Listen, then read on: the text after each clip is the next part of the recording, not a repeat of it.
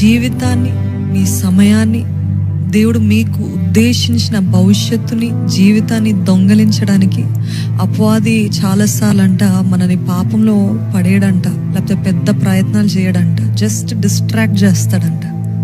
Distraction robs us of the life that God has planned for us. ఈరోజు distract అవుతున్నారా? ఏదో సాధిద్దామని, ఏదో చేద్దాం అనుకుంటున్నారు, కానీ ఆ ఫోన్ పైన జయం లేదు, సోషల్ మీడియా అడిక్షన్ పైన జయం లేదు.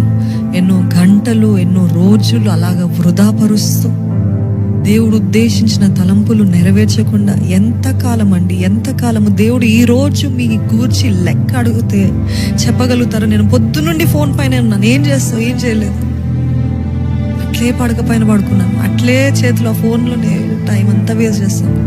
ఎంతమంది జీవితాలు నాశనం చేస్తున్నాడు. ఈరోజు స్టార్టింగ్లో అయితే, లోకపు స్టార్టింగ్లో, లేకపోతే కొన్ని సంవత్సరాల క్రితం అయితే అపవాది చాలా కష్టపడాల్సి వచ్చింది మనుషుల్ని పాపంలో పడేయడానికి. కానీ ఈరోజు అస్సలు కష్టపడనక్కర్లేదు. ఆ చేతిలో ఆ ఫోన్ ఉంచితే చాలు, ఆ చేతిలో అది ఉంచితే చాలు.